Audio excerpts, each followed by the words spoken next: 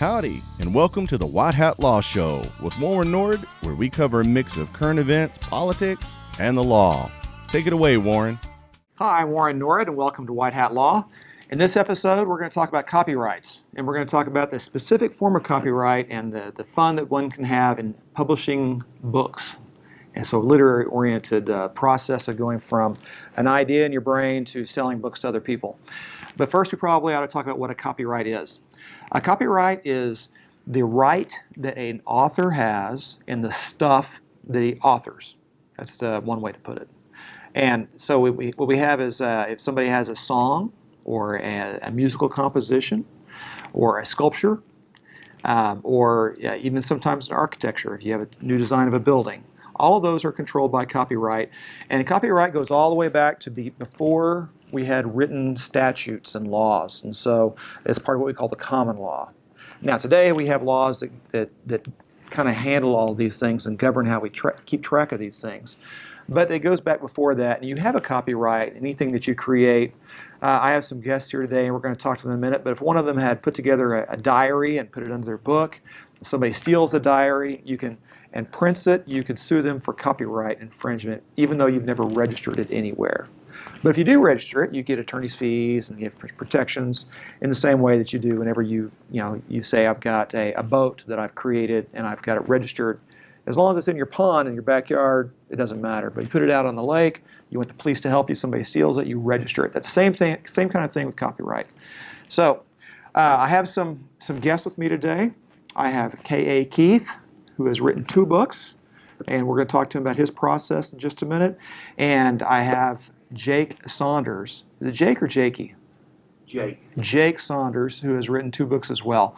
And so we'll come back in just a minute, and we're going to talk about their experiences and how they went from an idea in their brain to published books and some pitfalls along the way. If you're an aspiring author, then listen up. Maybe you'll learn something to save you some pain. We'll be back in just a minute.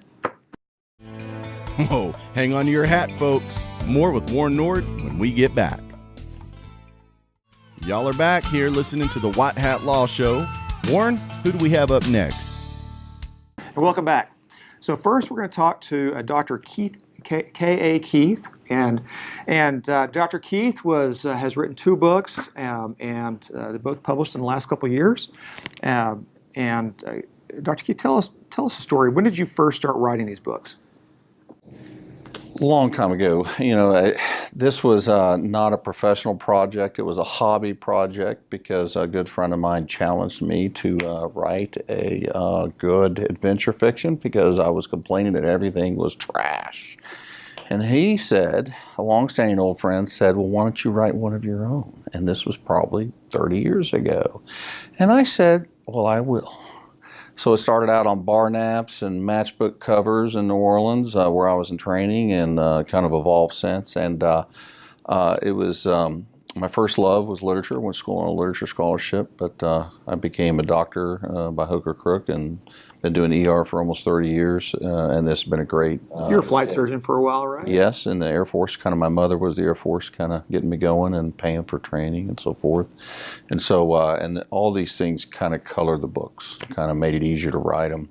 We all have little areas that we can speak more authoritatively on. If you listen to someone describe something and they're not an expert in that field, and you can see the flaws in the writing, and it blows the suspension of disbelief, and you throw it down because they don't know what they're talking about. So we all try to color our books with what we're more comfortable with experience-wise. Well, I've read your books, and I hope that you don't have too much experience in some of these things. Well, you're right. Fantasy is fantasy. You're right. But it's still, the military background comes through. Yeah, military Absolutely. medical, because they do have a lot of that in there. And, if you're fortunate enough to witness some of the more poignant human themes in medicine, people in extremis, there's a lot of their nobility kind of comes out when during harsh times. And if you're fortunate enough to have witnessed that in your career over and over again, but if it be military or if it be medicine, you can kind of circle back around and incorporate those basic human things into your writing. Well, as I look at the first one, Enter Night, came out, I guess, in 2016. Yes. And tell us how you went from a story that was in the computer to a published work. Well, everyone thinks that the old romantic notion of getting out a yellow pad and jotting some notes, and then you're going to meet a wonderful agent who's going to hook you up with an editor who's going to transform this into a novel, and all that's required is your particular genius has got another thing coming that only works for Hollywood stars. I watched an interview with Michael Douglas on Letterman, and he asked him how he wrote his book, and this is after Michael had had a stroke, and Michael Douglas, being Michael Douglas, said exactly that. He says, well, novels are easy. I took a yellow pad and wrote some notes for about a week, and that's this book.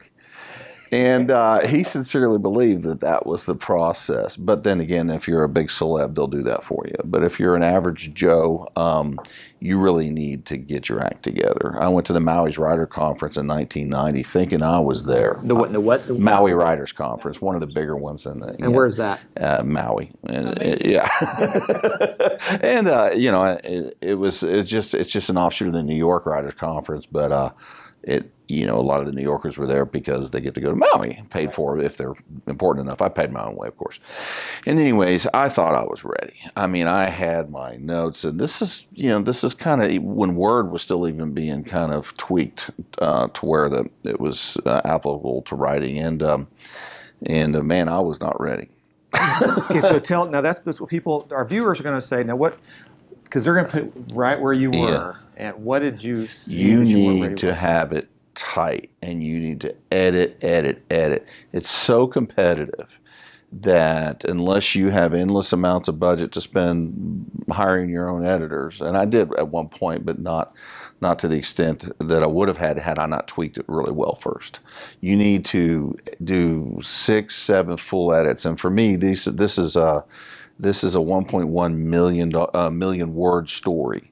So a complete edit takes me about a year, and so I did 7 complete edits before I felt I was ready, and that's after it was already formatted as an appropriate Word document and so forth. So you really need to, and we're not just talking punctuation. We're talking storyline, plot, changing the format, making it readable, getting feedback from potential readers, send them a chapter here and there, especially people in your genre naturally, because the world of fiction is not the world of nonfiction, and the world of medieval action adventure is not the world of adult female fiction. So you really kind of got to find your pigeonhole and work with the people in that field. Luckily, we're all the same in that we read what we write.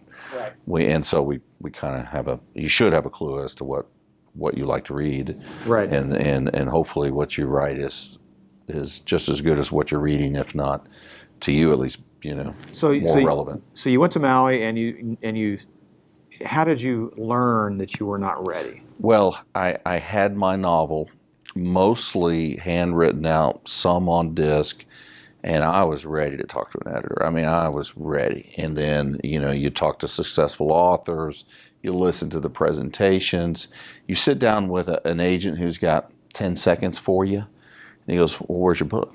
And you go, well, I'm hoping you would get me a book deal.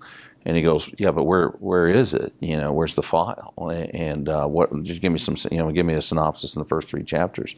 And you give him the synopsis of the first 3 chapters, and he goes, okay, where's the rest of it? And you're like, well, I'm still, fluffing it out a bit. And he goes, well, call me when you're done. They don't waste time. Right. Yeah. Because there are lots of finished books that they can look at. Why would they bother looking at you? And it's a contraction of the publishing world, and Jake may have different perspectives, but they can make money. Publishing houses just recycling old books. Catch-22 is going to make money every year. It's going to sell 20,000 copies a year, which is amazing, and it's going to keep doing that every year. So these guys could trade the rights on that. Why would they take a chance on a new author? Only 1% of new authors actually make a profit for a publishing house. So say they invest $50,000 a project, they're going to go bankrupt unless they're pretty sure. So it's the catch-22. Publishers don't want unrepresented authors, i.e. no agent, and agents don't want unpublished authors.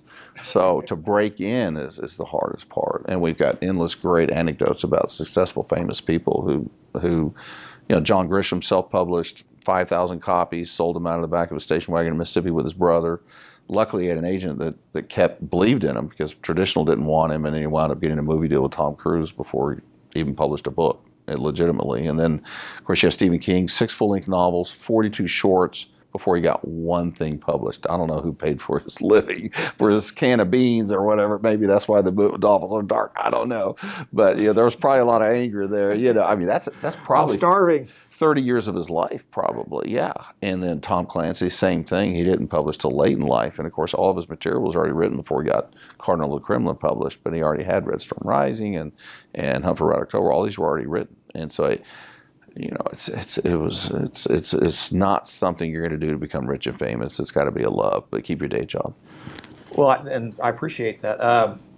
So you eventually got these two. There's the first one and the second one, Hellstorm. Yeah. And you had, I think I went to one of these.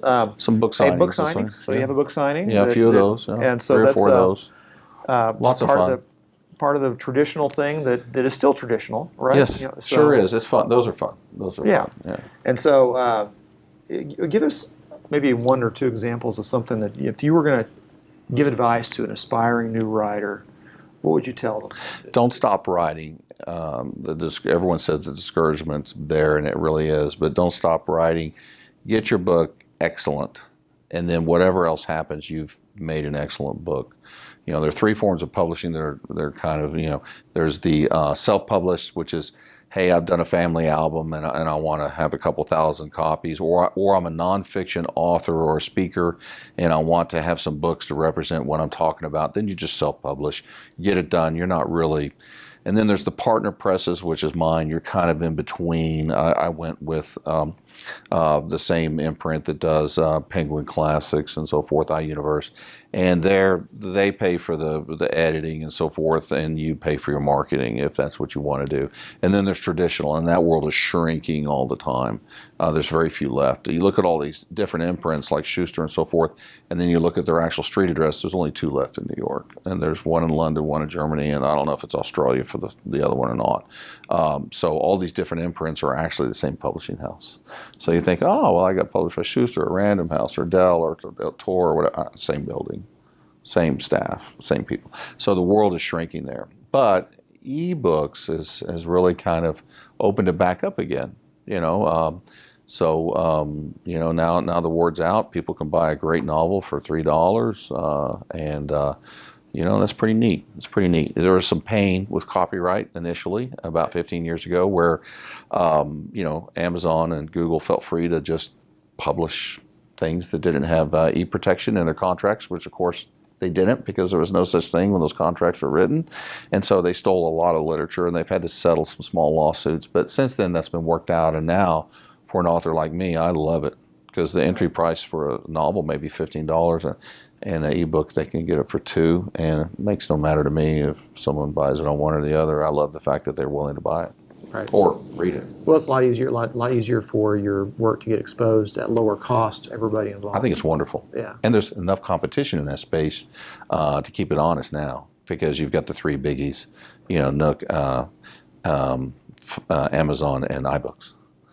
Well, Dr. Keith, thank you for that insight. We're going to take a break for a minute. We're going to change places, and then we're going to have Jake Saunders come in and talk about his colorful Tarzan books that have just combined a whole lot of interesting things. And so we'll be back in just a minute. Whoa, hang on to your hat, folks. More with Warren Nord when we get back. Y'all are back here listening to the White Hat Law Show. Warren, who do we have up next? Welcome back to White Hat Law. And now we're going to talk to Jake Saunders. Jake and I have known each other through one way or another for a long time. Thick and thin. Thick and thin. He's got an unusual background. At one time owned a number of comic book stores in the area. Jake, introduce yourself to the listeners. Okay. Watchers. Well, first off, I make a lot more money selling other people's books. I own Lone Star Comics. I started that in 1960 in junior high school.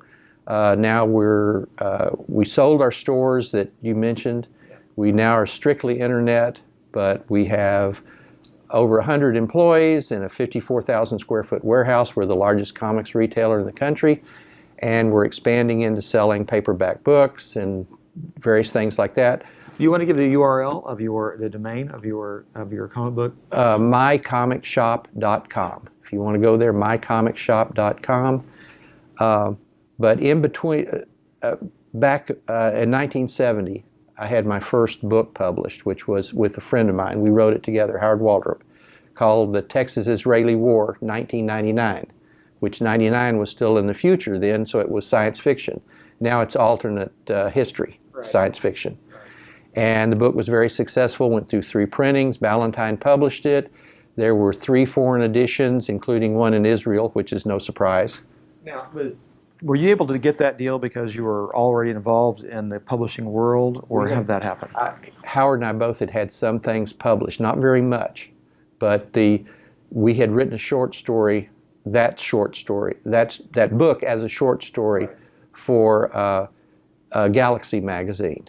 And the publisher at, one of the editors at Ballantine had read the story, liked it, called us up and said, I think you could turn that into a novel. And we said, I bet we can. And we did. So and then for a long stretch after that, I didn't do any writing. And then about early 80s, I wrote my first Tarzan novel. It was Tarzan Goes to Mars, meets John Carter. Those are the 2 most famous characters Edgar Rice Burroughs created. And wrote it, but then years passed because there wasn't any publisher I could get it to. And then more recently, I self-published that book, and then the follow-up here, which is... Well, that's this one. And this is kind of a special book. You're pretty proud of this for a number of reasons, right? I mean, it's got... I'm extremely proud of it. This is a kind of a... There is no book like this in the world. I'd like to give the viewers kind of an idea. The original art that you paid for. 130 illustrations, which is real unusual in any book, and a lot of them in color, full-color paintings. This is gorgeous work, and you have your own typeface. Yeah. And so... We commissioned our own typeface. Pretty amazing. It's really nice. But you actually had to... Of course, you can't just go around making stories with Tarzan, can you? Well, you can, but the better way to do it, I think, is the way I did it. First I approached Edgar Rice Burroughs Incorporated and got permission with an exchange of cash, paid them something, and I got authorization to do a Tarzan novel. Now, a lot of Tarzan is a character that's in the public domain now, so if you want to write a Tarzan novel, you don't have to get anybody's permission. But if you publish it, you can't have the word Tarzan on the cover, and you can't have Tarzan in the advertising, because Edgar Rice Burroughs Company, that while they can't control the copyright, and I own the copyright to both these books, they do have the trademark, and that's why you can't put it on the cover. So I paid them for the use of their trademark. And by the way, Edgar Rice Burroughs now, they've decided they trademarked that too, which was smart. Right. So I got permission from the Burroughs Company, and then I got permission from their other characters, and this is really unusual. Give the viewers an idea of the characters that are in this book. Okay. Edgar Rice Burroughs created a huge array of characters. There are a whole bunch of those are in the book, but I have the rights to those. I don't want to insult Edgar Rice Burroughs by saying he's the Stan Lee of the earlier comic world, but that seems to be kind of where he was. He created a number of them. Edgar Rice Burroughs influenced every science fiction writer, including people like Ray Bradbury, and just you name the writer, including me. He's one of those guys that kind of sets the stage. This story here, it's an epic-sized book, and it's got an epic in it. And in this book, not only did Burroughs' characters all come together in this book, but 2 other very famous characters, The Shadow and Doc Savage, which are from the pulp era of publishing. They are in there. And Burroughs doesn't own them, and I don't either, but Condé Nast, a magazine publisher, owns the rights to them. I went to them, paid them for the rights to use the character. I had to make sure that I didn't use the characters inappropriately. Right. But I'm trying to be true to all these characters, so that's not a problem. Right. The last character, and some of you may not even know who this character is now, but he was real famous in his time, Alley-Oop. And everybody said, Alley-Oop, he's a comic strip paper from the newspapers. Well, that's the comic paper. I'm writing about real people in a real alternate universe world. Fictional people in another a dimension. Yeah, a well-established. So he's universe. got, Alley-Oop has that craggy look from the comic book, but he's a real person. I blended paid for the rights, blended them all together, and then I needed a publisher. Well, I went to Russ Cochran Publishing, who publishes primarily nonfiction books, but of this type of book, but nonfiction. And he read the manuscript, loved it, and he handled the publishing end of it. And getting him on board, I picked up a lot of credibility because I hadn't written anything in a long, long time. And nobody particularly knew who I was, but everybody knew who he was. So everybody was willing to talk to him. And so he got my foot in the door. And then there we are. All right. And then we have the second book, Tarzan and the Cannibal King, and that's recent. Yeah, this is about a young Tarzan. He's 12 years old in this story. Both of these books are written for an adult audience, but they are written in such a way that they're all age appropriate. I don't put anything in my book that a kid can't read, because Burroughs' books were written for adults. Right. The Tarzan and John Carter, they were written in magazines that were bought by adults, but there was nothing in his books that kids couldn't read, which is pretty much true to everything written back then. Right. And that's what I'm trying to be true to Burroughs, because these books are both, I didn't write them for money. Right. I wrote them as labors of love, kind of in a way to kind of pay back and thank Edgar Rice Burroughs for all the pleasure he gave me through the years, especially in my younger years, reading his books. Well, just as I asked Dr. Keith, give the viewers kind of a couple of, not everybody has your background, right? You own comic book shops, and you were in the publishing world, at least tangentially, for a long time. What would you see that people make mistakes or fail to do, or things that you would tell younger readers, younger authors to say, make sure you do this or don't do that? What kind of advice would you give them? Well, the main thing is I think what Keith said, write a lot, do a lot of writing, and then try to get into some writers groups, a writers group where you read each other's manuscripts and you learn from each other, and go in like writers workshops where you've got someone, my friend Howard Waldrop, who's still writing. He does, he's been involved in a lot of writers workshops where younger writers come in, he reads their material, works with them. You can learn a lot. You can learn a lot from your peers. Howard is a better writer than I am, and I've learned a whole lot from him over the years. Just one thing is try to keep your writing reasonably simple in style. Don't get too flowery or fancy. And one important thing I learned is if you write a paragraph and it doesn't seem right, probably there's something in that paragraph that's redundant or doesn't belong. You can write into a story, and then you can write out of it. Not everything you write is a perfect child. You've got to kill some of them. Okay. So sounds very Spartan. No. What I'm talking about is you write something and you're saying something twice in a paragraph, and you think both the ways you said it are brilliant. Well, you only need one of them. You've got to kill one of them, and you can move it somewhere else and do that later, maybe. But it does. By the way, I'm a horrible speller. Spell check is a blessing for me. And my wife has a master's degree in English, so between her, I don't worry about that. But you've got to know grammar. You've got to learn how to write dialogue, and your dialogue isn't the way people speak, because the way people speak doesn't work very well most of the time in a book. You've got to give the illusion that you're writing the way people speak, and it can't be wooden. And your story, there's so much stuff to cover. If you have, every novel has to have a certain amount of exposition where you get information. Get that information to the reader through dialogue or through something. Don't just sit down and write a paragraph. then this happened, and this happened, and this happened, and this happened. That's boring. You've got to That's make why I it. struggled with Dune for years. You've when I was got a to young make reader. it come out in the story. And Yeah. you can do things like, for example, if a character is going to ask a question, you can leave the question out, and you can get to the next step. You can have a character, especially if you're writing comic books where you want to keep your dialogue low.